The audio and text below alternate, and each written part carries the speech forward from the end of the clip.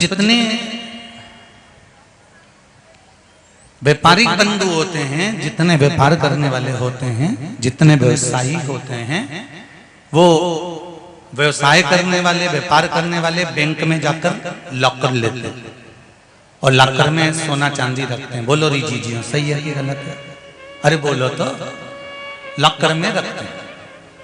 उसकी दो चाबी होती है लॉकर की।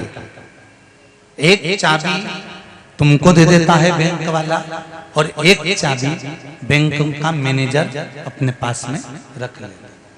बोलो सही है? अरे बोलो तो। बैंक का मैनेजर एक चाबी को अपने पास रखेगा और एक चाबी आपको दे देगा। अब तुम अपनी चाबी कितनी भी घुमा लो, ताला खुलेगा? बोलते तो जाओ। नहीं। लॉकर खुलेगा? नहीं। और मैनेजर अपनी चाबी कितनी भी घुमा ले, लॉकर खुलेगा? नहीं।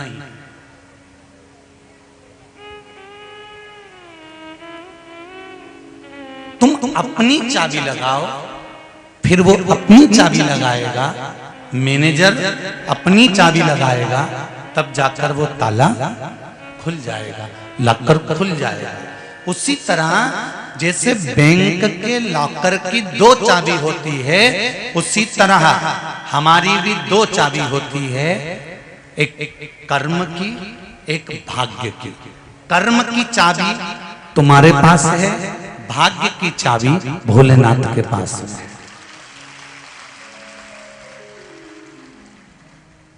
आप केवल कर्म करे जाओगे, कर्म करे जाओगे, कर्म करे जाओगे, चाबी घुमाए जाओगे, घुमाए जाओगे, घुमाए जाओगे, लॉकर खुलेगा? नहीं। और यदि तुमने सोच लिया मैं तो भाग्य के भरोसे रहूंगा, केवल एक ही काम करूंगा, मैं तो गंगा जी के घाट पे पड़ा रहूंगा और मेरा भाग्य खुल जाएगा, खुलेगा? अरे जम के बोलो जरा। नहीं। तुम कर्म की चाबी घुमाते जाओ, तुम काम करते चले जाओ, कर्म करते चले जाओ, भले छोटा व्यापार करो, जरा सा करो, चाहे कुरकुरा बेचो, चाहे चाउमीन बेचो, चाहे पानी पतासा बेचो, चाहे छम्मक लड्डू बेचो, चाहे गुड़िया का बाल बेचो, चाहे तुम्हारी मर्जी पड़े चाय बेचो, तुम्हारी मर्जी पड़े लस्सी बेचो, चाहे तुम ठेला चलाओ, चाहे तुम साइकिल चलाओ, चाहे तुम रिक्शा चलाओ, बस कर्म की चाबी तुम घुमाते रहो, काम करते रहो। इसमें लाभ नहीं हुआ ये करूंगा, इसमें लाभ नहीं हुआ ये करूंगा। कर्म की चाबी तुम घुमाते जाओ और कर्म की चाबी के साथ में एक काम करना, लोटा भर के जल शंकर को चढ़ाते रहना, भाग्य की चाबी वो घुमाकर चले जाए। उसको मत छोड़ना। एक चाबी से काम नहीं चलेगा, कर्म ही कर्म करे जाओगे और भाग्य की चाबी नहीं खुली तो कोई मतलब का नहीं, और भाग्य की चाबी खुल भी गई और कर्म की चाबी नहीं खुली तो कोई मतलब नहीं। दोनों चाबियां चाहिए लॉकर को खोल।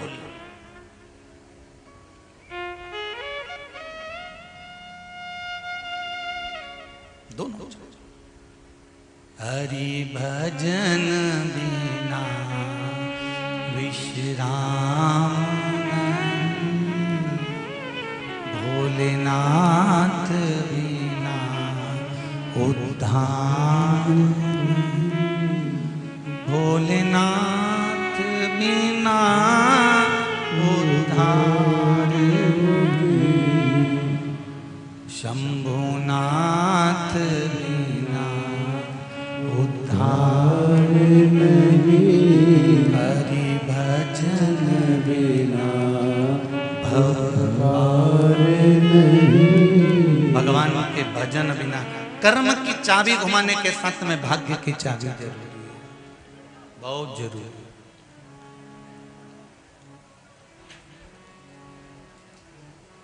दिल से कहोगे तो वो दिल से सुनता है।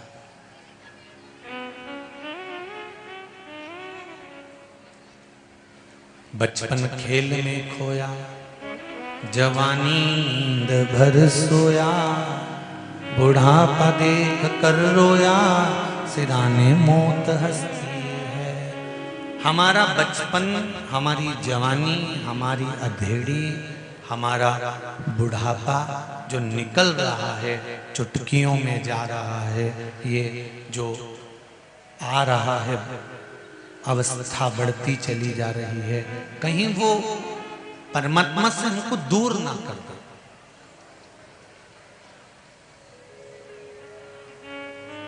कहीं वो भगवान से हमको दूर ना कर।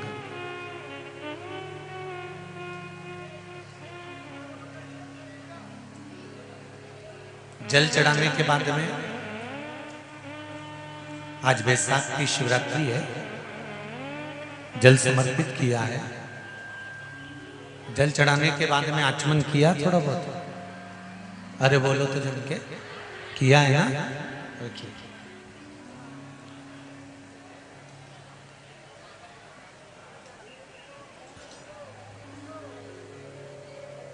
जिसको डॉक्टर कह देता है कि इसको नाड़ियां चोक हो गई हैं, नसें ब्लॉक हो गई हैं, इसका बाईपास करना पड़ेगा,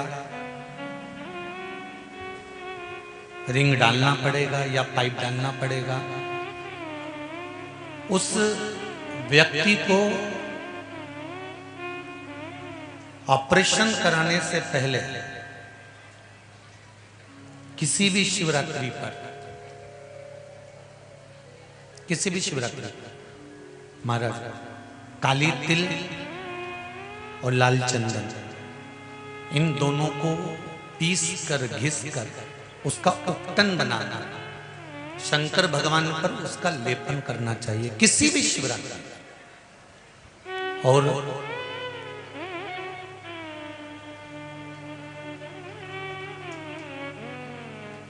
1 मिनट, 2 मिनट, 5 मिनट अपने नाम और गोत्र को बोलकर शिव जी का जलाभिषेक करना चाहिए। जो उपटन लगाया गया है, उस उपटन में से थोड़ी सी मात्रा लाल चंदन की, काली तिल की, जो पीस कर अपने शिव जी पर लगाया है, उसको लेकर आकर वक्षस्थल पर 7 दिन या 8 दिन उसको लगाना चाहिए। 8 दिन के बाद में फिर डॉक्टर के पास चेक करवाने जाओ, क्या अब ऑपरेशन की जरूरत है, तो बता देगा। पर विश्वास रख कर करो। जैसे मरे जो काम करे चंडाल का, काल उसका क्या बिगाड़े जो भक्त हो महाकाल का। जो शंकर की आराधना करता है, शिव तत्व में डूबा रहता है, शिव आराधना में डूबा रहता है, जिसका विश्वास पक्का है, तो समझ लो शिव तुम्हारे साथ हर पल खड़ा हुआ है, हर जगह खड़ा हुआ है। विश्वास पक्का होना चाहिए।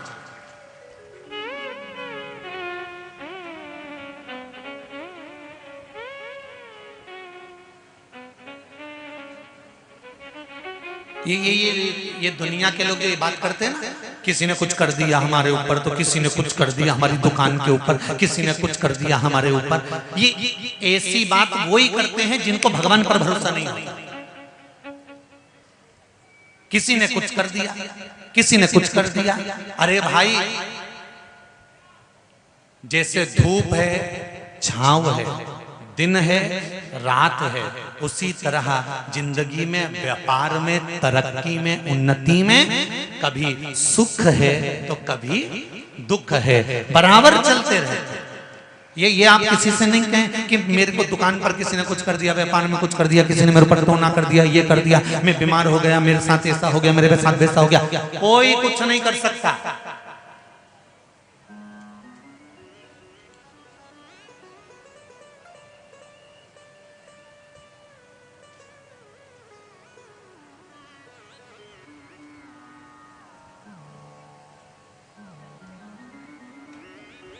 आप उस पर विश्वास पूरा रखिए। शंकर जी कहां रहते हैं?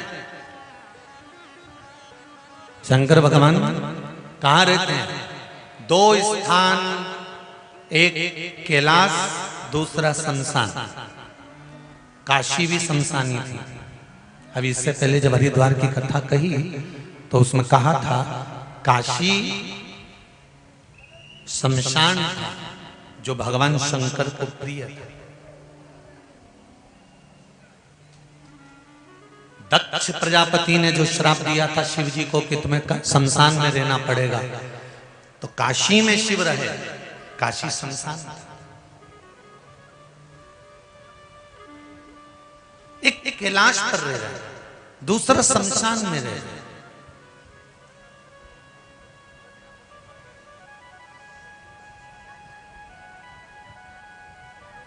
अब शमशान में रहने वाला व्यक्ति भगवान शिव, शमशान में रहने वाले भगवान भोलेनाथ, शमशान में रहने वाले मेरे शंकर, शमशान में रहने वाले मेरे शिव, जो स्वयं अघोरियों के भी अघोरी हैं, तांत्रिकों के भी तांत्रिक हैं, ज्योतिषी की भी ज्योतिष हैं। ये ज्योतिष विद्या तो बाद में चालू हुई साहब, सबसे पहला तो ज्योतिष आचार्य मेरा भगवान शंकर था।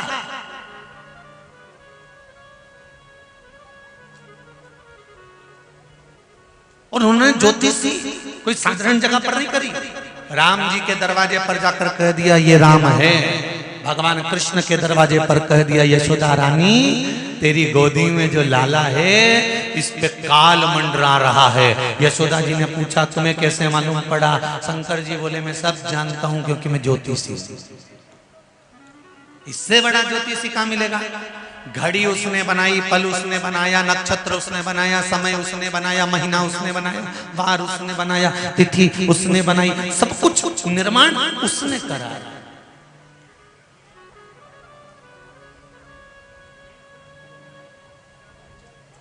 शिव से बड़ा ज्योतिषी कौन होगा? शंकर से बड़ा तांत्रिक कौन होगा? शंकर भगवान से बड़ा अघोरी कौन होगा? शिव से बड़ा देव कौन होगा? कौन हो सकता? सारे तीर्थ धाम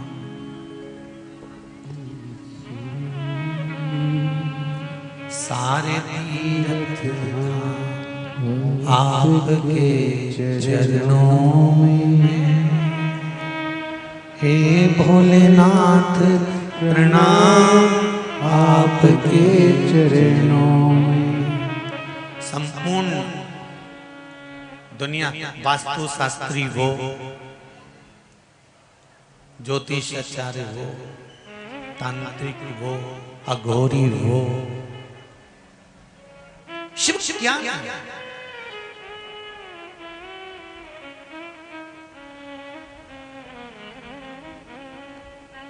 अच्छे से समझ लो भाई।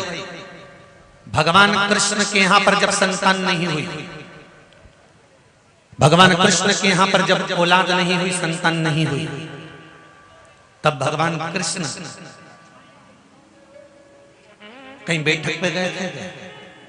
अरे बोलो जरा, अच्छे से बोलो जरा। गए थे? भगवान कृष्ण वहां पहुंचे थे कहीं का घूमने वाले के कि मैं ही बताऊंगा सब कुछ।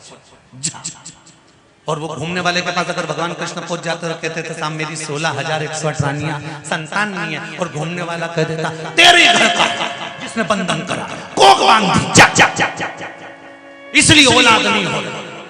तो भगवान कृष्ण तो आधे से ज्यादा समय तो इसमें निकाल देते कि करूं क्या, एक रानी को सही करूं दूसरी बिगड़ जाए, दूसरी को सही करूं तीसरी को बिगड़ जाए, तीसरी को सही करूं चौथी बिगड़ जाए। अगर ये भगवान किसी बैठक या दरबार या आदि कादिक जगह पर भगवान नहीं गए। भगवान कृष्ण ने गर्गाचार्य बाबा को बुलाया और अपने गुरु जी से पूछा मेरे यहाँ संतान नहीं है, आप बताओ क्या करूं? तो गुरु जी ने कहा एक रानी के साथ में 11 दिन तक बैठकर शंकर भगवान का पार्थिव शिवलिंग का निर्माण करना, उस शिवलिंग का निर्माण कर उसकी पूजन करना और फिर उसका विसर्जन करना। ठीक है, एक एक रानी के साथ में 11 दिन तक बैठना, शिव जी का अभिषेक करना, पूजन करना, विसर्जन करना। शंकर भगवान का जब रोज अभिषेक करेगा, रोज पूजन करेगा, तो शंकर भगवान भी मन में सोचेगा इसके पास कोई काम नहीं है, मुझे पकड़ के बैठा। तो कुछ अब तुम किसी के दरवाजे पर रोज रोज चले जाओ, रोज रोज चले जाओ, रोज रोज चले जाओ, रोज रोज चले जाओ, तो वो व्यक्ति भी सोचेगा फिर आ गई कमला भगवान, फिर दिख गई। अभी तो कल मैंने इसको बोला था कि मैं 2 दिन बाद मिलूंगी, फिर 2 दिन बाद फिर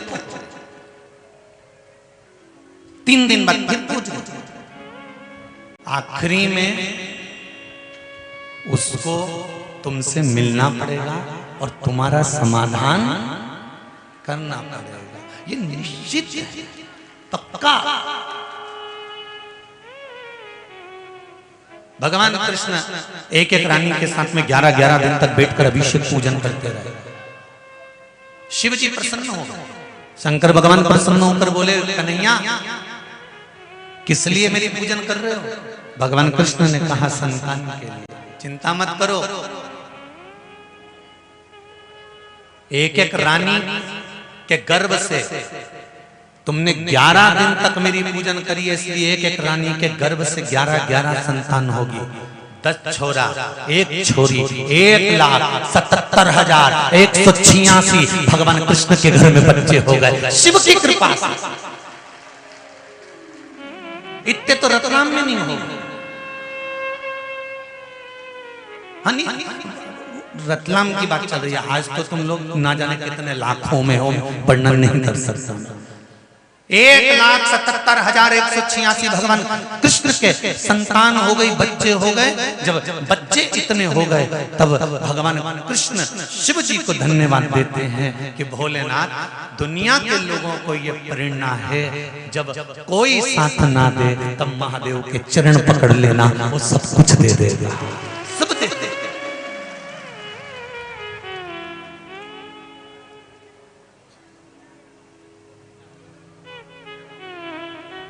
जिन जिन ने आज बैसाख की शिवरात्रि के दिन जल चढ़ाया है, तारीख लिख कर रखना और 3 महीने तुमने जो मांगा है, यही बोल के जा रहा हूं, 3 महीने के अंदर जहां कथा चल रही होगी ना, एक पत्र तुम्हारा वहां पहुंच जाएगा कि मेरा ये काम हो गया। ये पत्रों के जो ढेर लगे हैं, ये ऐसे ही नहीं लग गए साहब, ढेर पत्र ढेर।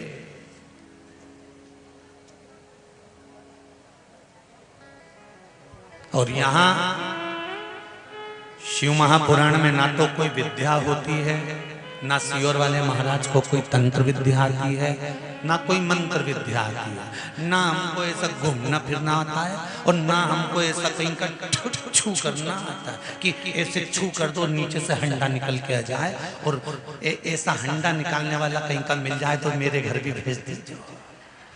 कुबेरेश्वर बाबा का मंदिर बनना है तो मैं एक ही हंडे में काम कर लूंगा, दूसरी बार कथा करने की जरूरत ही नहीं पड़ेगी, आराम से बैठ के खाऊंगा।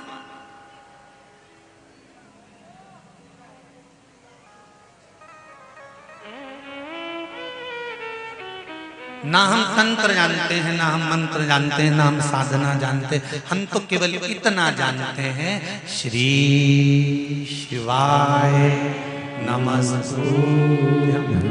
बस 2-3 चीज हमने धारण करी है। एक शंकर भगवान को जल चढ़ाना, बेलपत्र चढ़ाना, एक सूर्य भगवान को अर्घ चढ़ाना, दूसरा रुद्राक्ष अपने तन पर धारण करना।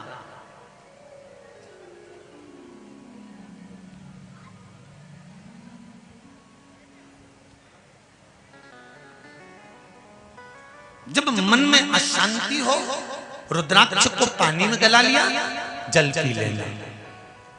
रात को सिर दुख रहा हो, रुद्राक्ष को पानी में गला लिया, सोने से पहले पी लिया। बस इतना सीखा।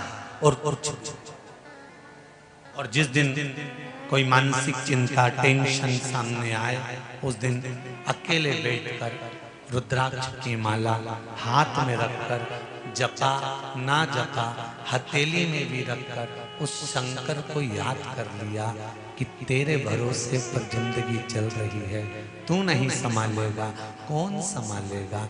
ये माता पिता, नाते रिश्ते, कुटुंब, कबीले, पति पत्नी, बच्चे, ये सब तो यहाँ के रिश्ते हैं, पर सबसे पहला रिश्ता माँ के गर्भ में जब मैं था तो पेट मेरी माँ ने नहीं भरा, पेट अंदर आकर तूने भरा था, तो अभी भी तू ही संभालेगा, इतना दिल से कह देना, संभाल।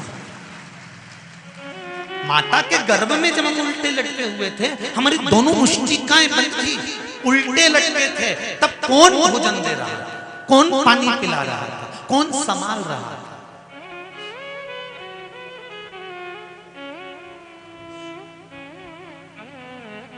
और कितनी कृपा करी है मेरे भोलेनाथ ने।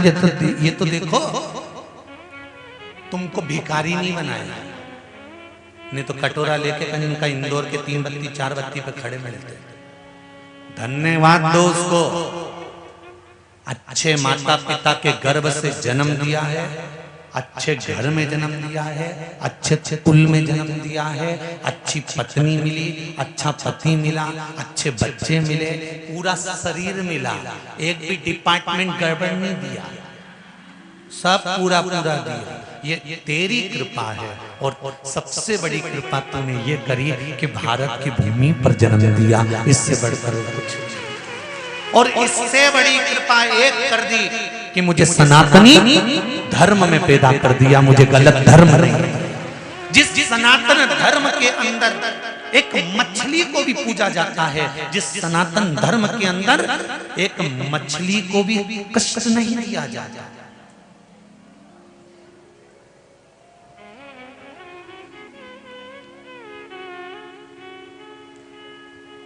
चींटी को पकड़ो वो भी भागती है, बोलो सही है। चींटा को पकड़ो तो भागे, चूहा को पकड़ो तो भागे, सांप को पकड़ो तो भागे, गाय को पकड़ो तो भागे, हिरण को पकड़ो तो भागे। जरा विचार करिए, मछली को पकड़ने की कोशिश करो, वो भी कांटे में फंस के तड़प कर निकलने का प्रयास करती है कि मेरे भी बच्चे हैं, मेरा भी परिवार है, मेरे भी अपने हैं, तुम मुझे क्यों पकड़ रहे हो, क्यों मार रहे हो? जरा सा जीवन के स्वाद के लिए, जरा सी जीवन के स्वाद के लिए तुम मुझे मार रहे हो।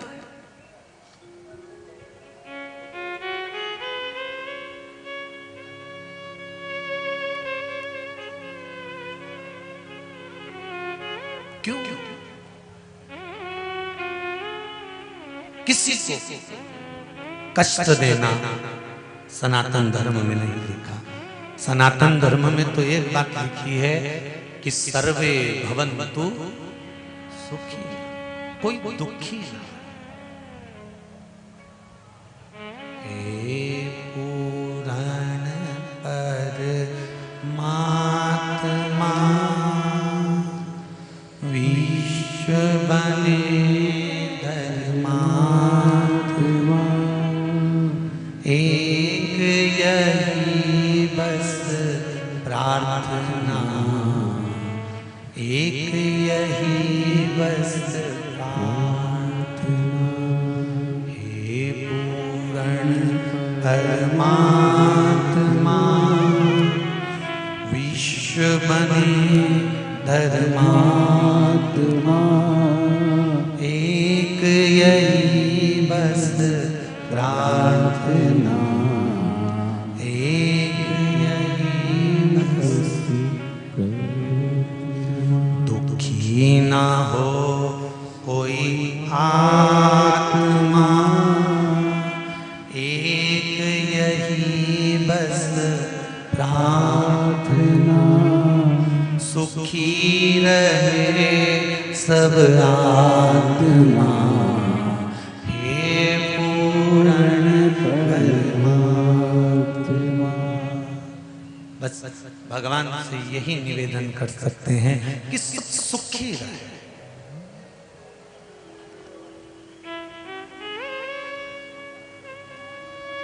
जब दुनिया के लोग कहते हैं ना गुरुजी कलयुग आ गया, घोर कलयुग आ गया, बड़ा दुख होता है।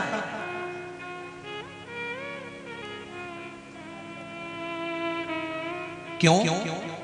क्योंकि हमारे वेदों में, हमारे पुराणों में, हमारे शास्त्रों में लिखा हुआ है कलयुग अपना काम करेगा। उस कलयुग को भी आप सतयुग बना सकते हो भजन के बल पर, सत्संग के बल पर, भक्ति के। कलयुग अपना काम करेगा। बचपन गया तो जवानी आएगी, ये सरल है, सहज है। जवानी के बाद अधेड़ी आएगी, ये पक्का है। अधेड़ी के बाद बुढ़ापा आएगा, ये पक्का है। साइकिल के बाद मोटरसाइकिल आएगी, ये पक्का है। मोटरसाइकिल के बाद 4 व्हीलर गाड़ी आएगी, ये पक्का है। किराए के मकान के बाद तुम्हारा फ्लैट मकान आएगा, बस मेहनत करना पड़ेगा, वो बहुत निश्चित है, पक्का। हमारे शास्त्र, हमारे वेद, हमारे पुराण, हमारा धर्म कहता है कि कलयुग आ गया। लोग कहते हैं कलयुग आ गया, कलयुग आ गया, कलयुग आ गया, कलयुग आ गया। इस कलयुग में भी सतयुग आ सकता है अगर आप चाहो तो। और सतयुग आए कि नहीं आए वो पता नहीं, पर अगर मेरे शंकर की कृपा रही तो कलयुग की जगह शिवयुग जरूर आ सकता है, यह पक्का हो।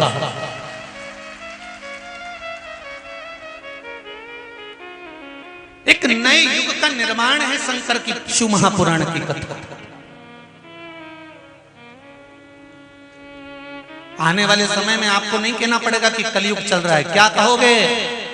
शिव युग चल रहा है।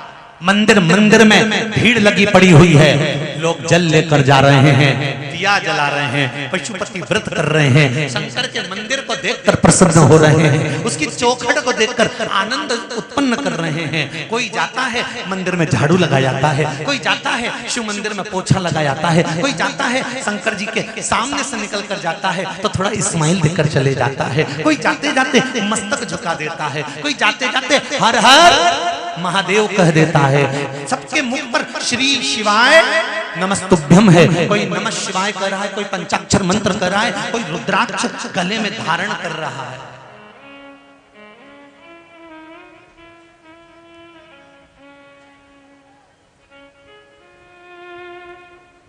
कुछ बोलना चाहते हो? छोटा है कि बड़ा? क्योंकि कथा बहुत है। देव जरा दे माइक पे, जल्दी से जल्दी, हाँ जल्दी जल्दी। तो कलयुग सतयुग की और बढ़े। हम मानते हैं कि सतयुग नहीं आ सकता, हम मानते हैं कि हम वापिस त्रेता को नहीं ला सकते, द्वापर को नहीं ला सकते, पर एक नए युग का निर्माण तो कर सकते हैं। और वो कलयुग की जगह हम शिव युग ला सकते हैं, शंकर की आराधना के बल। श्री शिवाय नमस्ते। श्री शिवाय नमस्ते। हम गुरुदेव जी बोलिए। मेरी सिस्टर के मकान हो चुका था लेकिन उसके लोन पास नहीं हो रहा था।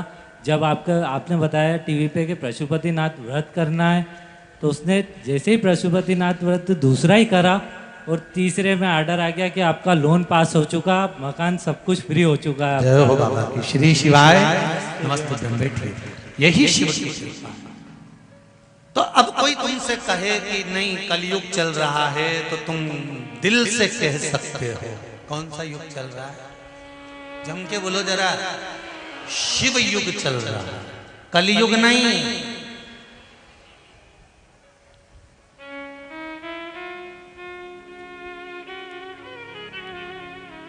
हर हर महादेव, घर घर महादेव। यहाँ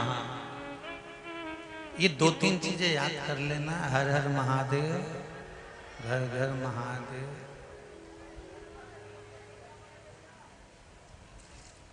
सब दुखों का हल, एक लोटा जल। कलयुग नहीं, शिव युग है। जो मिले वो शंकर का है, दिल से। एक निवेदन, आज कली काल में सबसे ज्यादा अगर कुछ हावी हो रहा तो ये जो बाहर की जो सभ्यताएं हैं, बाहर की जो चीजें हैं, वो हमारे रेगुलर व्यवहार में, नेचर में आती चली जा रही है। बच्चों को अंग्रेजी स्कूल में पढ़ा, खूब पढ़ा, उसकी विद्या। मेरी बेटियों को भी अंग्रेजी स्कूल में पढ़ाओ, खूब पढ़ा। बेटे और बेटी में कोई भेद नहीं होना चाहिए। अच्छे स्कूल में पढ़ाओ, खूब नामी स्कूल में पढ़ाओ, पर उन बेटे और उन बेटियों को एक बात जरूर कह दो, तुम अच्छे से अच्छे स्कूल में पढ़ो, मना नहीं है, पर शिव मंदिर में रोज जाना है, बचपन से ही उनकी आदत लगा दीजिए, उसका एक लाभ मिलेगा। बुढ़ापा जब आपका आएगा तो आपके बच्चे आपसे मुंह नहीं चलाएंगे। अगर वो शंकर की सेवा करते हैं तो आपकी भी कर जाएंगे। ये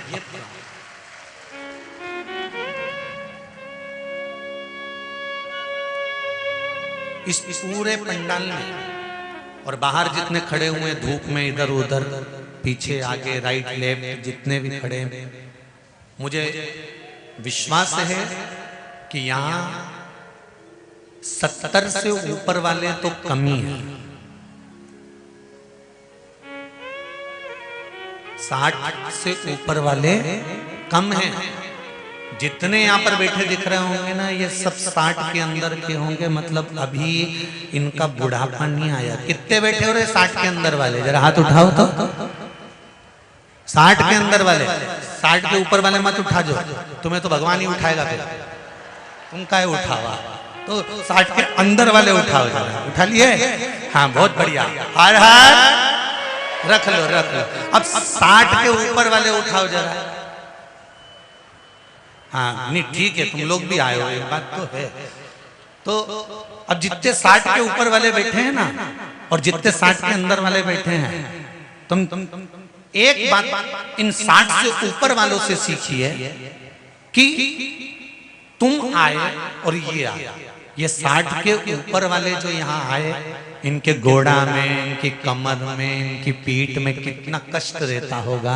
उसके बाद भी आधा आधा किलोमीटर तक पैदल जहाँ गाड़ियां खड़ी कर दी वहां से यहाँ तक पहुंचे कि नहीं पहुंचे। तो 60 से ऊपर वालों से हमको ये सीखना है कि जब ये हिम्मत नहीं हार सकते आने में, तो हमें भी सत्कर्म में हिम्मत नहीं हारना, आगे बढ़कर अपने सनातन धर्म को लेकर जाना। इनसे हमें सीखना, इनसे हमको प्राप्त करना।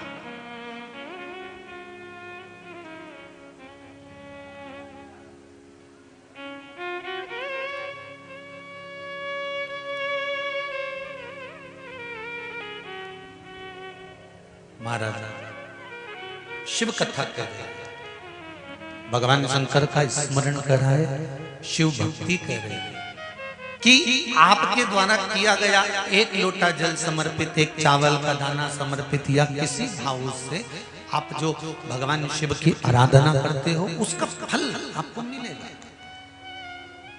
और मिलता जरूर है। बड़ी प्रसन्नता की बात है। यहाँ के प्रशासन को, रतलाम के जितने प्रशासनिक हैं, प्रशासन वाले हैं, इनको धन्यवाद देना चाहूंगा।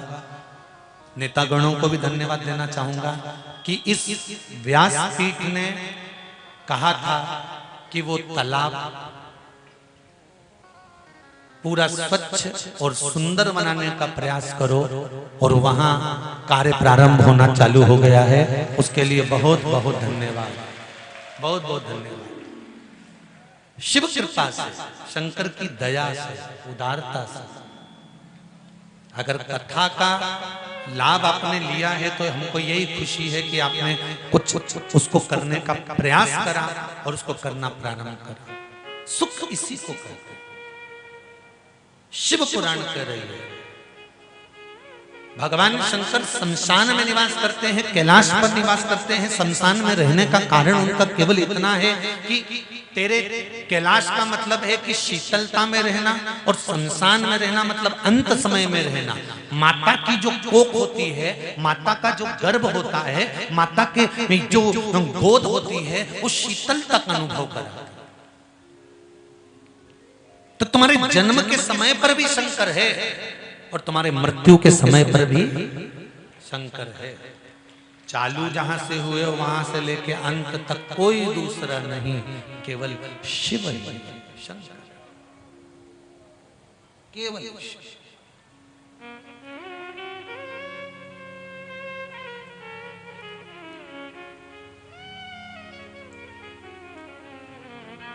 इसीलिए कहते हैं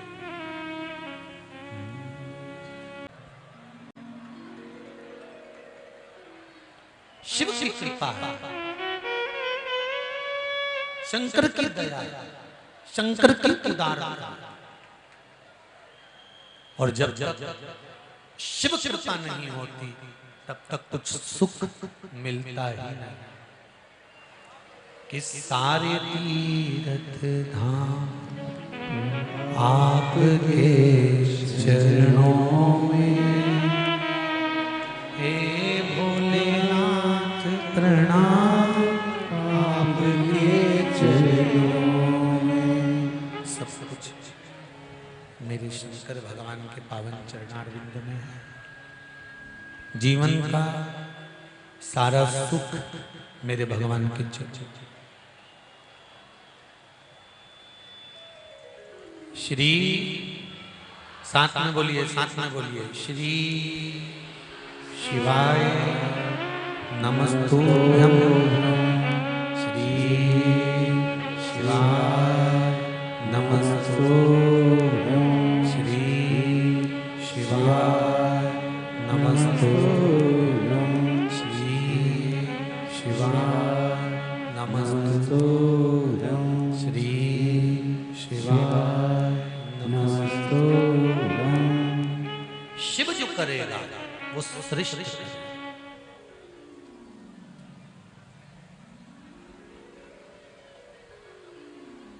शंकर के बिना, शिव के बिना कुछ भी नहीं। भगवान शंकर, भगवान शिव बैठे हुए थे, माता पार्वती जी पीछे से आई और मां जगज्जननी पार्वती जी ने आकर भगवान शंकर के नेत्रों को बंद किया।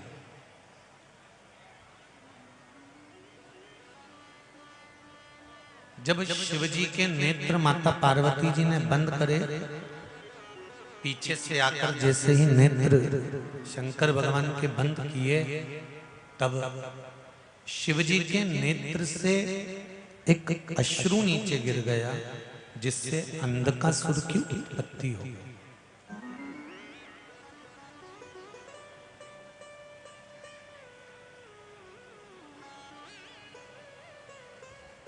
अंधकासुर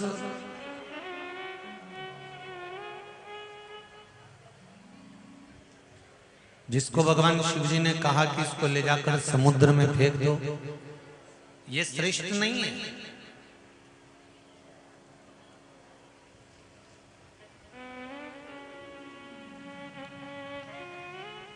शंकर भगवान के नेत्र से जो अश्रु निकला उसको समुद्र में फेंका गया, वो अंधकासुर हुआ।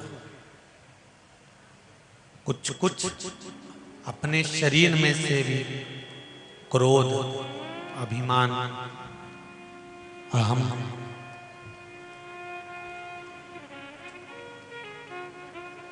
तृष्णा, लोभ, आसक्ति, इनको कभी कभी निकाल कर फेंक देना चाहिए।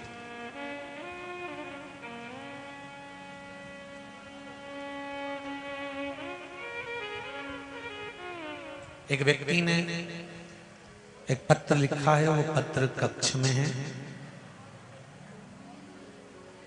उस पत्र में उस व्यक्ति ने लिखा है कि मैंने पहले चश्मे की और बेल्ट की दुकान खोली थी, पर वो नहीं चली, उसको बंद कर दिया। मैंने दूसरी दुकान खोली, मेरी पत्नी के कहने से। ये बदनावर का पत्र है, बदनावर, शायद यहीं कहीं बदनावर होगा। तो फिर मैंने उसी दुकान में किराने का काम चालू करा। 1 साल बैठा पर नीचे।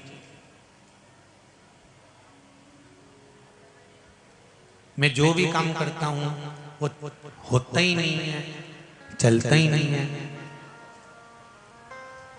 अब आप मुझे बताओ कि मैं कौन सा काम करूं कि वो चल जाए।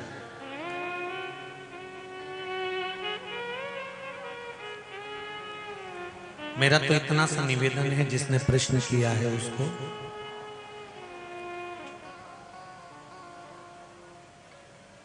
एक ही कुएं को जरा नीचे तक गहरा खोदने का प्रयास करिए। 50 फीट कुआं उधर खोद दिया, 60 फीट उधर खोद दिया, एक बोर इधर लगवाया 100 फीट का, एक बोर उधर लगवाया 70 फीट का, एक बोरिंग उधर करवाया 150 फीट का। उसकी जगह तुम्हारा दिल करे वहां एक बोरिंग करवाओ और 350-400 फीट करवा दो, पानी निकलेगा पक्का है। नहीं आए तो और करा, 400 पे नहीं आए तो 450 करा, पर एक ही जगह पर करा। यहां करा लिया, वहां करा लिया, वहां करा लिया, वहां करा लिया, किसी में पानी नहीं आया। एक ही जगह अगर बोरिंग करवाता रहता 10 जगह की जगह एक ही जगह पर तू 100 फीट वहां करवाता फिर रहा, एक ही जगह करवा लेता तो पानी निकल जाता। उसी तरह 10 दुकान बदलने की जरूरत नहीं है, एक ही दुकान पर दिल से तू कर्म की चाबी घुमाते रहे, वो भाग्य की चाबी घुमाएगा। उस पर विश्वास रख,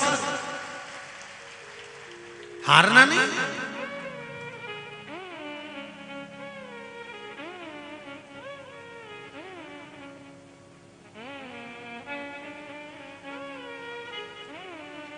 एक पत्र आया, देखिए।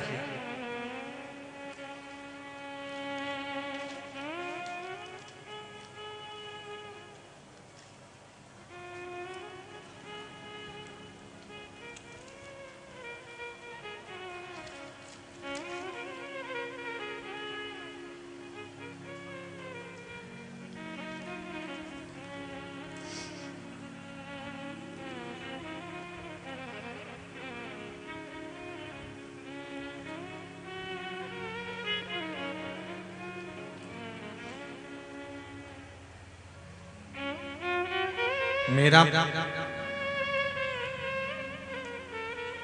पता नाम सुमित्रा हंसड़ा। मैं मंदसौर से आई हूँ। कहीं बैठी हैं सुमित्रा जी? आपने जो पत्र लिखा आप ही हैं? दोनों हाथ हिला दो एक बार। हर हर महादेव। पहले तो आपको बधाई बहुत बहुत।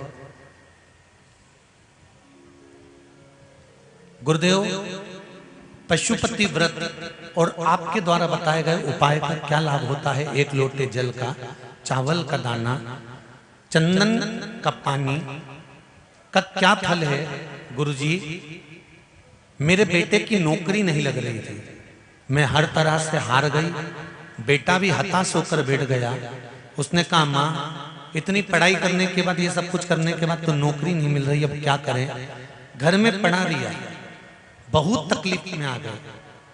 एक चावल का दाना, चंदन का पानी। मैंने बेटे को कहा कि तू शिवजी को चढ़ाना प्रारंभ कर। 1 बार हिम्मत हार गए, 2 बार हार गए, 3 बार हार गए, पर अब कर्म करते करते भाग्य की चाबी वो खोलेगा। तो एक चाबी उसके पास में है, ये कथा कर रही है। तो मैंने उससे वो चढ़वाना प्रारंभ करा और बाबा की ऐसी कृपा हुई। 19/4/2022 को, ये चौथे महीने में, यही 19 तारीख को मेरे बेटे की जॉब लग गई है। उसके लिए मैं बधाई करने के लिए यहाँ प्रणाम करने आया। आज मैं बाबा को केवल प्रणाम करने के लिए आई हूं कि 19 तारीख को ही मेरे बाबा ने मेरा रिजल्ट ला कर दे दिया। बैठो बहन। हर हर महादेव। ये शिव कृपा। बच्चे परीक्षा देते हैं, एग्जाम देते हैं, 10th class, 12th class, CBSE course से कर रहे हैं, कहीं एमपी बोर्ड से कर रहे हैं, कहीं कुछ कर रहे हैं, कहीं इंटरव्यू देने जा रहे हैं, कहीं कॉलेज की पढ़ाई, कहीं इंजीनियरिंग करने जा रहे हैं, कहीं डॉक्टरी की पढ़ाई करने जा रहे हैं। और वो बच्चे, जरा सा रिजल्ट अगर बेकार आता है तो बच्चे सोचते हैं कि हमारी जिंदगी खराब हो गई, अब तो मर जाए तो अच्छा। क्यों मरना? तुम्हारे माँ बाप ने तुमको इसलिए बड़ा करा है कि तुम मरो। जरा सा रिजल्ट आया और अगर गड़बड़ा गया, घबराना नहीं है। जरा सा इंटरव्यू दिया, पास नहीं हुए, घबराना नहीं है। एक बार कॉलेज में इंटरव्यू लेने वाले आए और कंपनी नहीं मिली, घबराना नहीं है। हो सकता है शंकर भगवान ने तुम्हारे लिए कुछ अच्छा सोच कर रखा होगा और अच्छा करना चाह रहा है। रिजल्ट बिगड़ गया ना, बिगड़ जाने तो जिंदगी तो नहीं बिगड़ी ना। अभी उसके भरोसे पर, उसके भरोसे पर। भोलेनाथ दया करना, मैं तेरे भरोसे हूँ। मेरे बाबा दया करना, मैं तेरे भरोसे हूँ। ना घर के भरोसे हूँ, ना परिवार के भरोसे हूँ, ना घर के भरोसे हूँ, ना परिवार के भरोसे हूँ। मेरे बाबा दया करना, मैं तेरे भरोसे हूँ। शिव के भरोसे। एक बार अगर रिजल्ट गड़बड़ हो गया, एक बार अगर काम गड़बड़ हो गया, एक बार अगर दुकान नहीं चली, व्यापार नहीं चला, परेशानी आ भी गई, घबराना नहीं है, छोड़कर नहीं भागना है, हमें कहीं जाना नहीं है, हमें कुछ गलत करना नहीं है। उल्टा हमको और बल के साथ कर्म की चाबी घुमाना है और शंकर जी के मंदिर जाना चालू करना है और भाग्य की चाबी उसके भरोसे छोड़ देना है। अब वो जाना। एक पत्र और है, देखिए।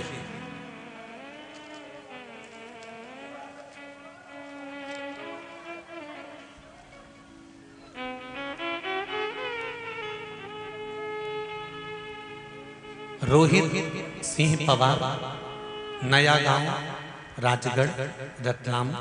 मोबाइल नंबर भी दिया गया है। कहीं बैठी हो आप ही हैं? दोनों हाथ हिला दीजिए एक बार। हर हर महादेव। गुरुजी 6 महीने से आपकी कथा श्रवण कर रहा हूं। मेरे बालक राजवीर को पिछले 2 से 3 साल से इन्फेक्शन हो गया था, जिसको मैंने रतलाम, इंदौर, बड़नागर के हॉस्पिटल में दिखाया। कहीं से भी कोई फर्क नहीं पड़ा। आपका उपाय फुलेरा दूज वाला, धतूरा और बेलपत्र वाला मैंने किया और रोज बेलपत्र शिवजी को चढ़ी हुई खिलाना उसको प्रारंभ किया। शंकर जी पे चढ़ा हुआ पानी पिलाना प्रारंभ करा। गुरुजी फरवरी माह 2022 को बालक को बाथरूम की स्थान से ब्लड निकलना प्रारंभ हो गया, वही इन्फेक्शन के कारण। डॉक्टर को दिखाया, डॉक्टर ने कह दिया इसको बाथरूम के स्थान पर एक गांठ हो गई है और वो गांठ ऑपरेशन के माध्यम से निकलेगी। परंतु मेरा और मेरी पत्नी का विश्वास प्रबल था और हमने शिव की आराधना प्रारंभ करी, जल पिलाना प्रारंभ करा, बेलपत्र खिलाना प्रारंभ करा। अब मेरा बेटा बिना दवाई के 90% ठीक हो चुका है। जांच कराने में गठान नहीं है। ये पत्र बैठिए बैठिए। जांच कराने पर गठान नहीं है। अब मेरा बेटा ठीक हो गया।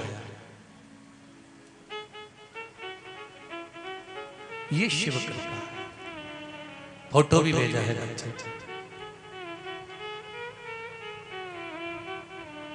बालक का फोटो भी है, आप चैनल पर भी देख रहे हैं। शिव कृपा किसको? पत्र बहुत है, बहुत, और सबने अपने अपने दिल से लिखे। थोड़ा सा दुख आया, थोड़ी सी तकलीफ आई, थोड़ा सा कष्ट आया, थोड़ी सी बीमारी आई, थोड़ा सा दुख आया, डॉक्टर ने कह दिया तुमको कैंसर है, डॉक्टर ने कह दिया तुम्हारा लीवर गड़बड़ है। कुछ कहना चाहते हो? माइक दो, जल्दी पूछो।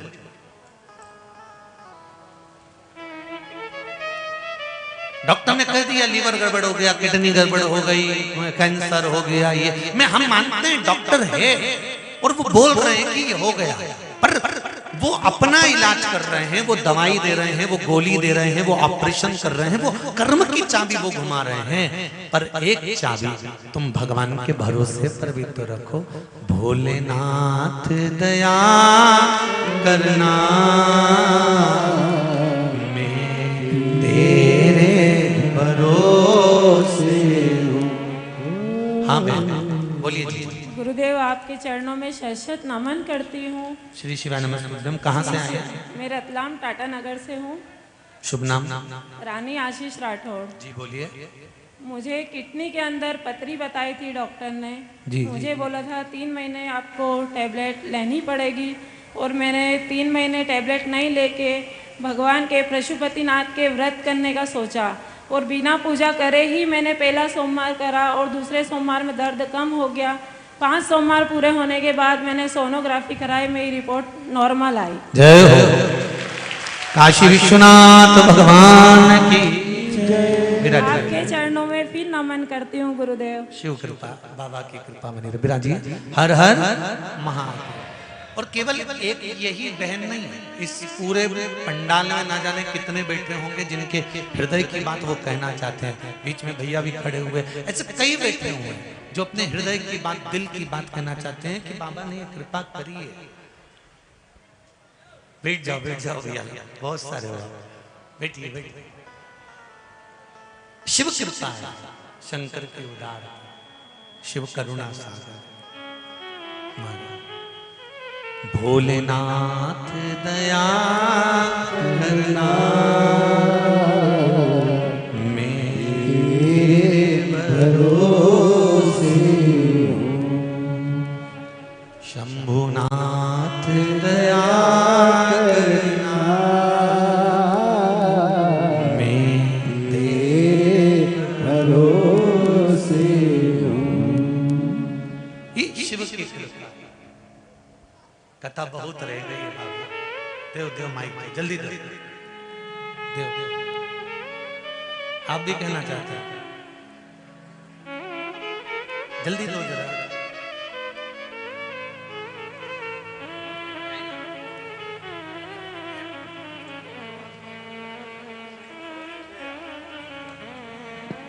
मैंने तेरे ही भरोसे। श्री शिवाय नमस्ते। श्री शिवा नमस्तुभ्यम गुरु जी। क्या नाम है बाबू? मेरा नाम कोकिला दैया है।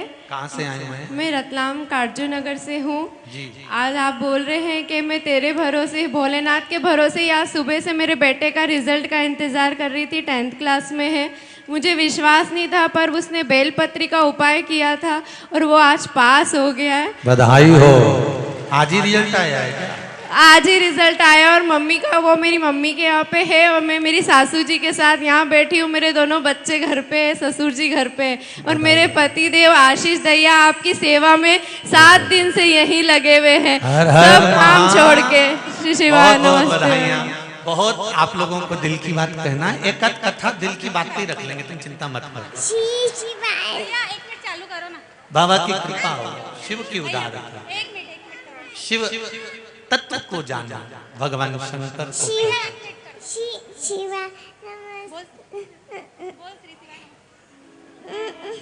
भगवान औघड़दानी कैलाशी अविनाशी भगवान शिव।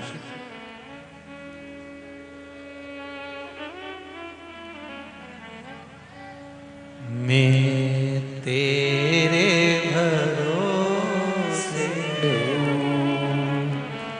भोलेनाथ। एक माइक भैया उधर पहुंचा दो जरा, वो दादाजी के पास जल्दी पहुंचाओ, जल्दी जरा, समय का ध्यान रखना। तेरे भरोसे हूं, जल्दी भेजो जरा। भोलेनाथ दया करना। आज सब पक्के कण आए हो तुम लोग शंकर जी के, ये निश्चित है। जल्दी भेजिए जरा दादाजी के पास। भोलेनाथ दया करना मेरे भरोसे।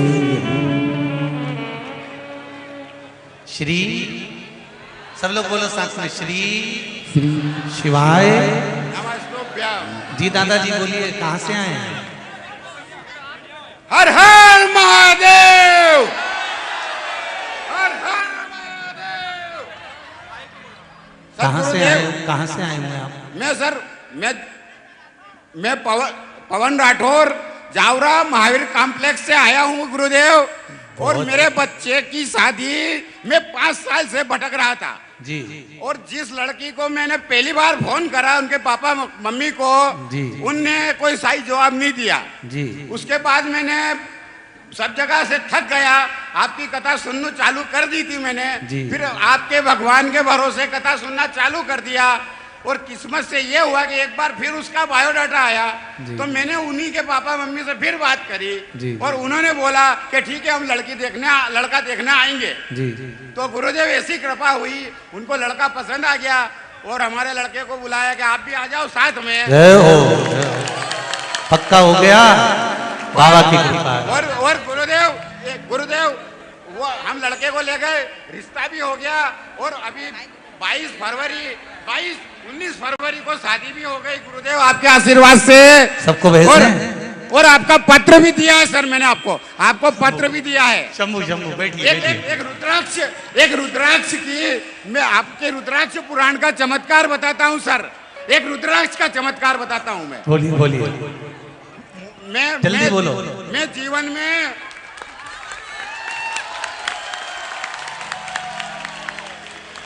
जल्दी बोलो, जल्दी। मैं जीवन में मैं इतना परेशान था, परेशानी की पराकाष्ठा के दौर से गुजर रहा था। मुझे नाली के किनारे जो नाली का कचरा रहता है उसमें से दो रुखी रुद्राक्ष मिला जी। उस रुद्राक्ष को मैंने धो के और पूजन के आर्य में रखा और पति पत्नी ने दोनों ने उसकी पूजन करना शुरू किया। गुरुदेव ऐसी कृपा हुई कि उसके बाद से हमारे जीवन में धीरे धीरे सुधार हो गया है। जय हो, जय हो, जय हो। और मैं भगवान से यही बस बैठिए। हर हर महादेव, इस लाइन को सब लोग दोहराएंगे। भोलेनाथ दया। बैठे कोई भी खड़ा नहीं होगा, बस प्रार्थना है शिव जी से। कोई भी नहीं खड़ा होगा, बस बैठे गुनगुनाना एक लाइन। भोलेनाथ दया कर से रहेंगे तो जिंदगी का सुख हमें अवश्य प्राप्त होगा। हम भगवान के भरोसे रहकर आज अंधकासुर भगवान के नेत्र के द्वारा प्रकट हो गया और उसको समुद्र में फेंक दिया। फेंकने के बाद भी समुद्र में उसका जो उपद्रव था वो प्रबल रहा। अंधकासुर, माता पार्वती जी ने कहा ये आपके द्वारा प्रकट हुआ, आपका पुत्र है, इसको मैं संजो लेती हूँ, इसको मैं रख लेती हूँ। नहीं। क्रोध, अहंकार, लोभ, अभिमत्ता, तृष्णा जो इस शरीर से निकलता है ये पुत्र नहीं होता, इसको त्याग करना। तृष्णा शरीर में रखेंगे ये ठीक नहीं है। तृष्णा का त्याग कर दो, लोभ का त्याग, काम का त्याग, वासना का त्याग, आसक्ति का त्याग, तृष्णा का त्याग।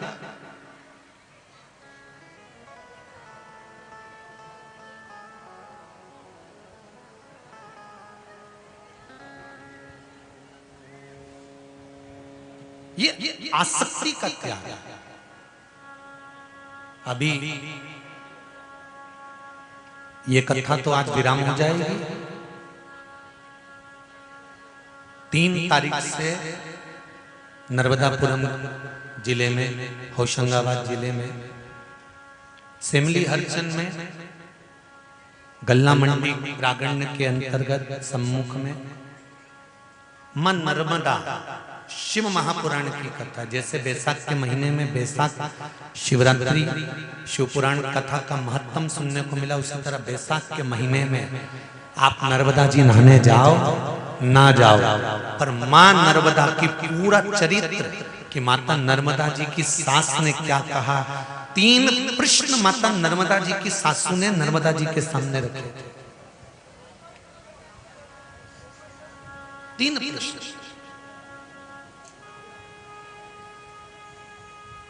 नर्मदा जी के पति ने भी एक संवाद किया था माता नर्मदा जी से। मां नर्मदा जी की एक सखी ने नर्मदा जी के सम्मुख में एक संवाद किया था। ऐसे माता नर्मदा के ऊपर मां नर्मदा शिव महापुराण की कथा 3 तारीख से सिमली हरचंद में सुहागपुर रोड पर श्रवण करने को मिल रही है। 2 बजे से 5 बजे तक आस्था चैनल पर, फेसबुक, यूट्यूब पर आएगी। दिल से सुनना नर्मदा माता की चरित्र को, कथा। क्यों अमरकंटक से निकली, गुजरात में पहुंच गई, कितना सुख और कितना दुख झेला है मां नर्मदा, वो सारे चरित्रों के साथ हम श्रवण करें।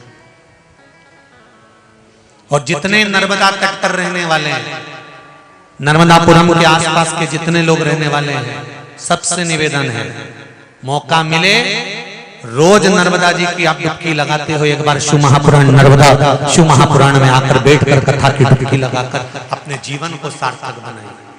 मां नर्मदा के अगर भक्त हो तो उसका एक आनंद अलग पाइए। और आस्था चैनल पर, फेसबुक, यूट्यूब पर, टीवी पर तो आप सुनोगे ही। और जिनको नहीं मालूम हो तो वो लिख लिख के भी रख लेना कि नर्मदा जी के पति ये थे, सास ये थी, ससुर ये थे, इतने समय पर विवाह हुआ था, इस समय पर उन्होंने विवाह करा था, उनकी सहेली का नाम, उनकी बहन का नाम, उनके रिश्तेदारों का नाम सब लिख लेना। शादी होने के बाद भी नर्मदा जी को कुंवारी क्यों कहते हैं, सब लिखो तो ध्यान रहे इनको। और यही मालूम होना चाहिए सनातन धर्म के अंतर्गत कि हमारा सनातन धर्म का भाव कितना है, नदियों का वर्णन कितना है। काम, लोभ, आसक्ति, तृष्णा जो निकल रहा है उसको फेंको।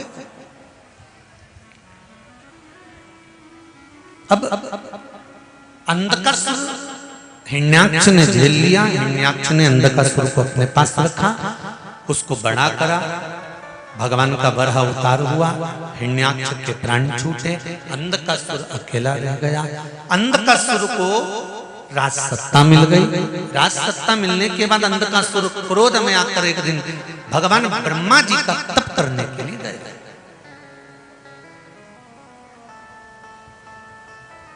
और ब्रह्मा जी का जब तप करा, साधना करी, और उस तप साधना में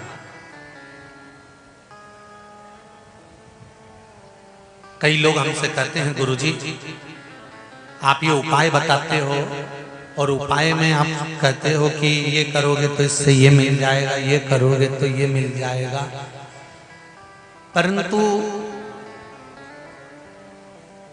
एक भक्त का भाव होता है कि ये सब चीजें तो बात की हैं, व्यर्थ की हैं। सबसे पहले तो भगवान की भक्ति करें, ये भी आप, तो हम उनको कहते हैं भक्ति होगी। और भक्ति जब होगी जब व्यक्ति दिल से खुश होगा। घर में बेटा दुखी होगा तो माँ पेट भरकर भोजन कर लेगी क्या? जम के बोलो जरा। अगर घर में बच्चे दुखी हैं तो माँ कभी सुखी नहीं हो सकती। भूख लग रही हो और तुम्हारे हाथ में कोई माला पकड़ा दे और के भजन करो तो कर सकते हो? नहीं। तप लग रहा है, तपन लग रही है, और कोई तुमसे कहे कि तुम भजन करो तो नहीं हो सकता। उसी तरह शिव महापुराण की कथा कहती है, पहले आप जो आपकी अभिलाषा है भगवान से पूजन कर कर, अर्चना कर कर, बेलपत्र चढ़ाकर, चावल चढ़ाकर, धतूरा चढ़ाकर, शहद चढ़ाकर, घृत चढ़ाकर, तुम अपने दिल से भगवान से प्रार्थना कर कर पहले अपने सुख की आनंद पालो।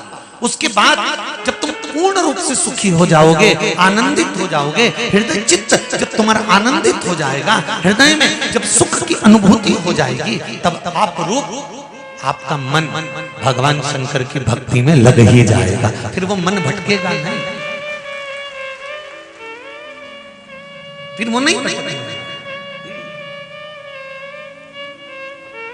श्री शिवाय नमस्तु, श्री शिवाय अंधकासुर तप करा, साधना करा, और अंधकासुर ने जब तप साधना करी तब उस अंधकासुर की तप साधना से ब्रह्मा जी प्रकट हो गए, प्रसन्न हो गए। मांग, तुझे क्या चाहिए, बोल, तुझे क्या दूं मैं?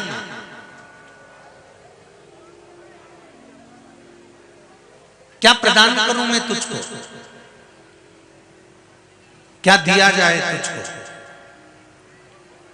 ब्रह्मा जी जब पूछे तब अंधकासुर ने कहा, प्रभु, हे भोलेनाथ, हे ब्रह्मदेव, देना चाहते हो तो मुझे इतना वर दे दो, मैं मरूं नहीं, मेरे प्राण ना छूटे, मेरे प्राण ना जाए, इतना वर दे दीजिए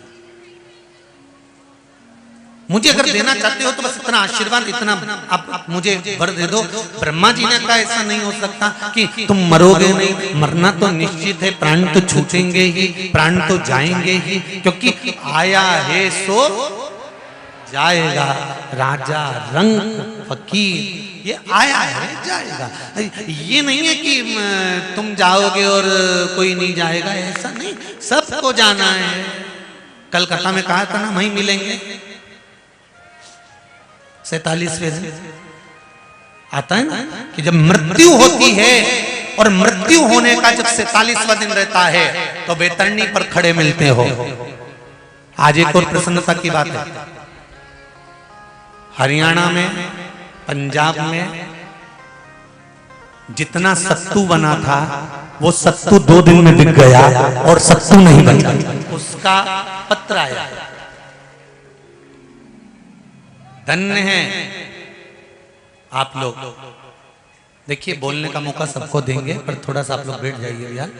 जब कथा में मध्य में कथा बहुत सारी रह गई है, उसका भी स्मरण में करना है, उसके बाद में आप लोगों की सुनिए। शिव कृपा,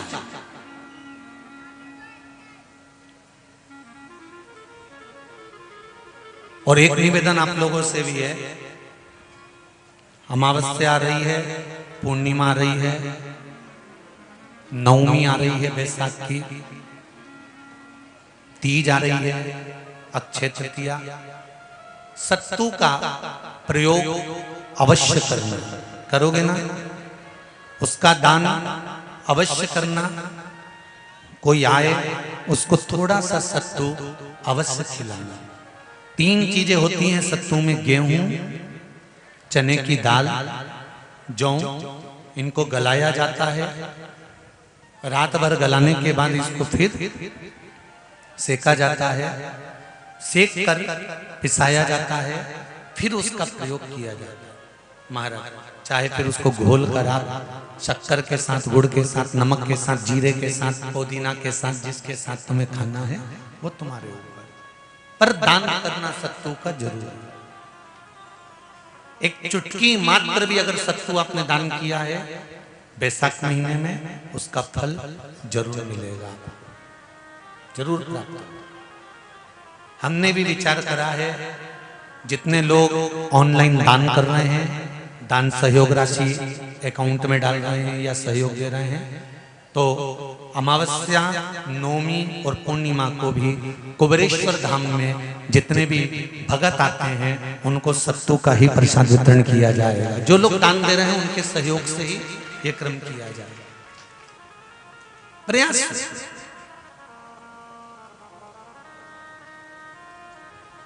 शिव उपासना, शंकर का भजन। महाराज, अंधकासुर, उस अंधकासुर ने वर मांगा और ब्रह्मा जी ने कहा यह नहीं हो सकता, मृत्यु निश्चित है, मरना पड़ेगा, मौत आएगी और मरना पड़ेगा ही। सुन लो, ध्यान लगाकर जितने लोग कथा श्रवण कर रहे हैं,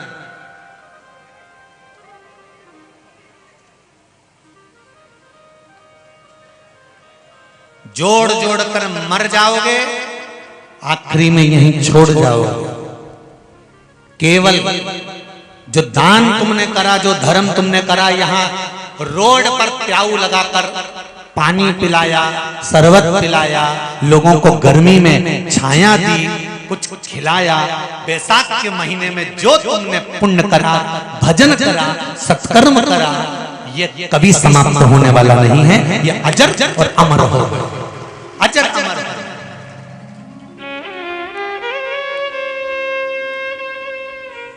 ये कभी समाप्त नहीं होगा।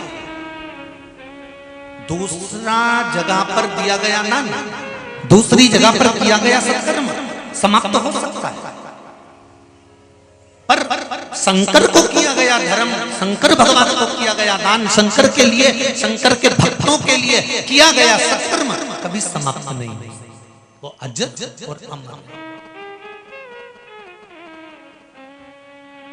मरना है, अंधकार सुनने का अगर मरना ही है तो वर दे दो। क्या अगर मरूं तो मेरी माता को जिस दिन मैं गलत दृष्टि से देखूं उस दिन मेरे प्राण छूटूं, और वही हुआ। अंधकासुर ने कहा मुझे शादी करना है, कोई अच्छी कन्या देखो, तो कहा जो सुंदर थी उसको तो शंकर भगवान ले गए, क्या पार्वती इतनी सुंदर थी? हाँ, तो मैं उसी से शादी करूंगा। उसका तो विवाह हो गया, भले हो गया, पार्वती को मैं लेकर आऊंगा। और अंधकासुर सेना लेकर पार्वती को रिझाने के लिए, लेने के लिए गया। जो माता पार्वती को देखा, उनकी सुंदरता को देखा, तो माँ तो माँ होती। आज भी बहू से ज्यादा सास सुंदर होती है। आज भी बहू को तैयार होने में समय लगता है, और सास बने बनाए बाल पे कंघा फेर फुरा के, मुंडा में से थोड़ा सा थूक लेके, पोत के, पाउडर माउडर लगा के, बिंदी लगा के, और सास एक बार तैयार होके जो बाहर आती है ना, तो कई बहुएं हैं जिनका हिबड़ा जल जाता है आज भी। और बहुवन मन में सोचती है डोकरी को देख तो सही, अरे भाई ओल्ड इज गोल्ड, कहा जा भाई सुंदरता, और ये सुंदरता कहीं से नहीं आ सकती।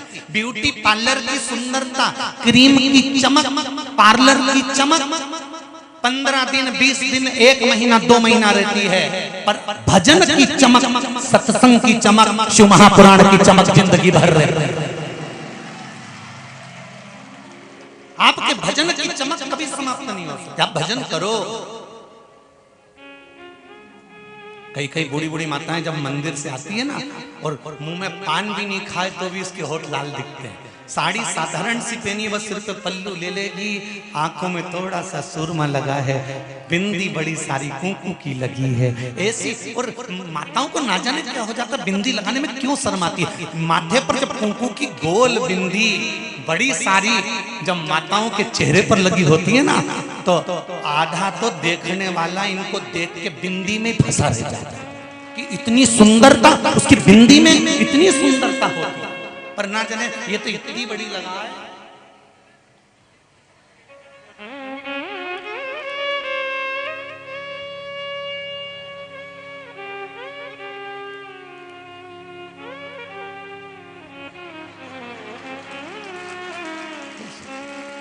जैसे सियोर वाला हमारा ढूंढते रह जाए, घर का लोग ढूंढ के बताए इतनी बड़ी बिंदी ये लगा, बिंदी इतनी सी और जीवान बिंदी तो लगा।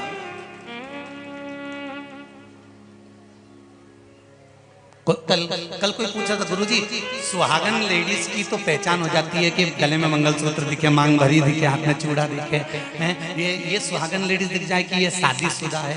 पति की पहचान कैसे होती है कि ये शादीशुदा है? हमने कहा उसकी पहचान करना है तो बस जब भी दिखे, मुंडा उतरा हुआ दिखे, समझ ले हो गया। उसमें क्या टेंशन, इसका मुंह उतरा दिखे नहीं तो समझ ले ब्याह हो गया, नक्की है।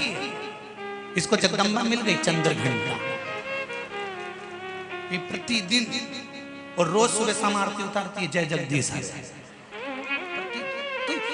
चेहरा उतरा दिखे समझ लो ब्याह हो गया, और चेहरा खिलखिलाता दिखे एकदम जोरदार। तो समझ जाओ अभी उड़ ले, थोड़े दिन और उड़ ले। जिस दिन आ गई ना कुसमांडा, घर में पांव धरेगी,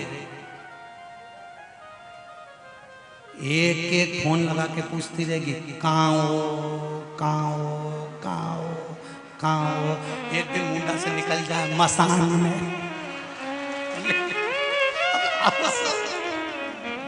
मृत्यु निश्चित है। अंधकासुर के प्राण छोड़ दिए और भगवान शंकर ने भैरव को प्रकट करा, काल भैरव प्रकट होकर अंधकासुर को मार दिया, क्योंकि माता को गलत दृष्टि से देखा था, इसलिए प्राण चले गए। मेरा आपसे निवेदन है, किसी भी माता को, किसी भी बेटी को, किसी भी बहन को जिस दिन तुम गलत दृष्टि से देखोगे, मृत्यु तुम्हारे करीब आ गई, ये निश्चित कर लेना। मौत तुम्हारे करीब आ गई, ये निश्चितता है। इसलिए बहन बेटियों पर कभी गलत दृष्टि ना दी। 12 ज्योतिर्लिंग का संवाद सुनाया बड़े आनंद के साथ में। भगवान देवाधिदेव महादेव सोमनाथ जी का वर्णन करा। महाराज क्या कहना चाहती हो बहन? बोलिए, जल्दी बोलिए। देव जरा माइक। थोड़ा कथा ज्यादा बची है, समय कम है, इसका ध्यान करिए। जल्दी बोलिए।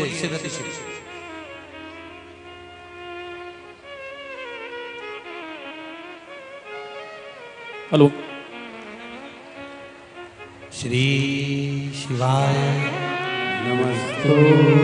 थोड़े से शब्द में बोलिएगा। श्री शिवाय नमस्तुभ्यम गुरुजी। जी। मैं झांसी के पास दतिया की रहने वाली हूँ। क्या नाम है आपका? आरती चौरसिया। जी बोलिए। मेरा पियर दतिया। मेरे भाई के 2 बच्चे हैं जो ना सुन सकते हैं ना बोल सकते हैं। जी। उनके इलाज के लिए डॉक्टर ने 20 लाख का खर्चा बताया था। जी। मेरे भाई ने हम लोगों से बात की, बहन, बड़ी बहन और मेरे दोनों से। उन्होंने कहा कितना खर्चा आएगा। हम दोनों सुन के थोड़ा वो हुए कि थोड़ी बहुत मदद होती तो हम कर भी सकते थे, पर 20 लाख का खर्चा। भैया से मैंने बोला ठीक है कोई बात नहीं। मैं अपने वापस रतलाम अपने ससुराल आ गई। मैंने आते ही श्री पशुपति व्रत धारण किया और मेरे 5 पशुपति व्रत पूरे हुए और 3 महीने के अंदर मेरे भाई के घर 20 लाख रुपए का चेक घर पे आ गया। जय हो। श्री शिवाय नमस्तुभ्यम गुरु। सत नमन गुरु। नमन। यही शिव है बस। भगवान शिव की आराधना 12 ज्योतिर्लिंग में श्री सोमनाथ जी का वर्णन किया गया। प्रथम सोमनाथ जी का वर्णन करते हैं श्री तुमरुका जी। आज वैशाख महीने की शिवरात्रि है। आप लोगों ने अगर पूरी शिव महापुराण की कथा नहीं सुनी हो तो ये 12 ज्योतिर्लिंग का चरित्र अपनी जगह पर बैठकर बड़े प्रेम से श्रवण कर लें, जिससे पूरी कथा का पुण्य फल आपको प्राप्त हो जाए। चंद्रदेव पर काया नष्ट होने का श्राप लग गया। चंद्रदेव की काया टपकने लगी। भगवान देव ऋषि नारद से रहा नहीं गया और देव ऋषि नारद जी ने चंद्रदेव को भगवान शंकर के पार्थिव शिवलिंग के निर्माण का वर्णन किया। पार्थिव शिवलिंग का निर्माण करवाया, पूजन करवाई। उसका बल इतना प्रबल था कि चंद्रदेव की काया ठीक हो गई और चंद्रदेव की काया ठीक हुई। भगवान सोमेश्वर के रूप में विराजमान हो गए। अगला वर्णन आता है श्री मल्लिकार्जुन का। कार्तिकेय बाबा रुष्ट होकर चले गए, जिनको भगवान शंकर पार्वती जी के साथ जाकर मनाने लगे। जब मनाया, भगवान शंकर मल्लिकार्जुन के रूप में विराजमान हो। अगला वर्णन आता है महाकाल। दूषण नाम के राक्षस का संहार करने के लिए भगवान कालाधिपति प्रकट हुए। माँ छिपरा ने उनका सहयोग प्रदान करा। माता छिपरा ने उनको सहयोग दिया, जिसके बल पर दूषण नाम के राक्षस का संहार हुआ। अगला वर्णन आता है ओमकारेश्वर। बिंद नामक पर्वत ने तप कर कर भगवान शिव को राजी करा तो शिव ओमकारेश्वर के रूप में विराजमान हुए। अगला वर्णन है केदारनाथ। नर नारायण ने तप कर कर भगवान शिव को यहाँ पर विराजमान करा। भगवान केदारेश्वर के रूप में विराजमान हुए। फिर वर्णन आता है भीमाशंकर। कुंभकर्ण की धर्म पत्नी है करकटी। करकटी का एक पुत्र है भीम। जिस भीम ने देवताओं को नष्ट करने के लिए यज्ञ, अनुष्ठान, दान, पुण्य सब समाप्त करवा दिया। तब भगवान शंकर ने आकर भीम का संहार करा। शिव जी का नाम भीमाशंकर हो गया। अगला वर्णन आता है काशी विश्वनाथ। मनु शत्रुपा ने तप कर कर भगवान शंकर को काशी में विराजमान करा। अगला वर्णन है श्री त्र्यंबकेश्वर। गौतम बाबा पर गौ हत्या का दोष लगा, और जब गौ हत्या का दोष लग गया तब उस दोष को मिटाने के लिए मां अहिल्या ने गौतम बाबा के लिए भगवान ब्रह्मा विष्णु और महेश की आराधना करी, जिस आराधना के बल पर 3 देवता प्रकट हुए और उन्होंने अपने चरण से गंगा को प्रकट करा। गोमती गंगा को प्रकट कर कर, गोदावरी गंगा को प्रकट कर कर गौतम बाबा से कहा आप इसमें स्नान करिए, आपकी गौ हत्या का दोष मिट जाएगा। उसमें स्नान किया, गौ हत्या का दोष गया, भगवान त्र्यंबकेश्वर के रूप में विराजमान हुए। अगला वर्णन आता है वैद्यनाथ जी। रावण भगवान शंकर को लेकर जा रहे थे, शिवलिंग को लघु शंका लगने पर भूमि पर स्थापित करा। स्नान कर कर आए, शिव को वापस उठाया तो उठे नहीं, भगवान वैद्यनाथ जी के रूप में विराजमान हो गए। अगला वर्णन है नागेश्वर। दारुक नाम के राक्षस का भगवान ने संहार किया था और भगवान यहाँ नागेश्वर के रूप में विराजमान हुए हैं। अगला वर्णन है रामेश्वरम। भगवान राम सेतु बनाने से पहले भगवान शंकर की आराधना करते हैं और शंकर की आराधना कर कर शिवलिंग का पूजन कर कर तब सेतु का निर्माण करते हैं।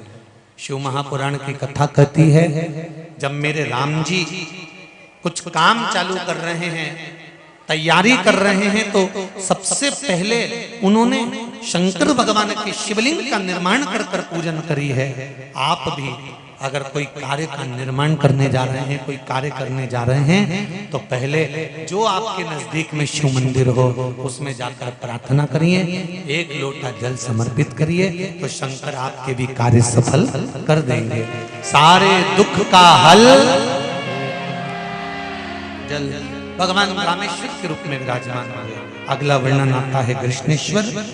सुधर्म नाम के ब्राह्मण की 2 धर्म पत्नियां थी, सुदेहा और घुष्मा।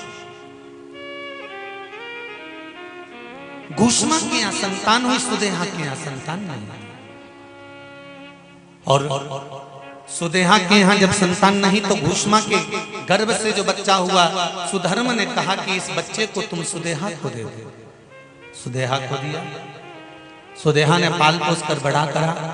बच्चा जब बड़ा हो गया तो विवाह किया, घर में बहू आ गई। बहू को मालूम पड़ा कि मेरी असली सास तो घुष्मा है, सुदेहा तो मेरी सौतेली सास है। उसको पूछना बंद कर दिया। एक दिन सुदेहा को क्रोध आ गया। बहू तो मायके गई हुई थी, बेटा घर में सो रहा था, और तलवार लाकर सुदेहा ने उस पुत्र के टुकड़े टुकड़े कर दिए, कपड़े में बांध कर तालाब में फेंक दिए। घोषमा का नियम था, प्रत्येक सोमवार को शिवलिंग बनाती थी, पार्थिव शिवलिंग का पूजन कर कर विसर्जन करती थी। आज विसर्जन करने गई, जब कर कर विसर्जन कर कर जब वापिस आने लगी तो मन में आया कि मैंने बहुत दिन से अपने पुत्र को नहीं देखा, बाबा कृपा करिए मेरे पुत्र का दर्शन करा दीजिए। 1 हफ्ते पहले मरा हुआ घुष्मा का बेटा शिवलिंग का विसर्जन करते से ही तैरता हुआ बाहर आ गया। भगवान शंकर ने घुष्मा के पुत्र को ठीक करा, शिवजी का नाम कृष्णेश्वर महादेव हो गया। ऐसे 12 ज्योतिर्लिंग का वर्णन भगवान तुमरुका जी करते हैं। भगवान देवाधिदेव महादेव की पावन शिव महापुराण की कथा रतलाम नगर में बड़े आनंद के साथ स्वर्गीय श्री अरविंद जी पाटीदार की स्मृति में श्रीमती शकुंतला जी नारायण जी पाटीदार, श्रीमती कल्याणी जी रविंद्र जी पाटीदार, पाटीदार परिवार एवं संपूर्ण रतलाम वासियों के संपूर्ण आनंद के साथ सब के सहयोग से जो चल रही थी आज विराम लेने जा रही है। बाबा देवाधिदेव महादेव की करुणा, कृपा, उदारता, दया, आस्था चैनल के माध्यम से, फेसबुक यूट्यूब के माध्यम से जितने भी भक्त लोग इस चिलचिलाती हुई गर्मी में इस पंडाल में कथा श्रवण कर रहे हैं, उनके पावन चरणों को नमन करता हूँ। शिवरात्रि के आज बैसाख की शिवरात्रि की बहुत बहुत बधाइयाँ। माता जी कुछ कहना चाहती हैं? माइक दे देव, जल्दी दो, थोड़ा से शब्द में बोलिएगा माता जी, जल्दी जल्दी। हाँ, ये बुजुर्ग माता जी को दो, हेलो, जल्दी दो।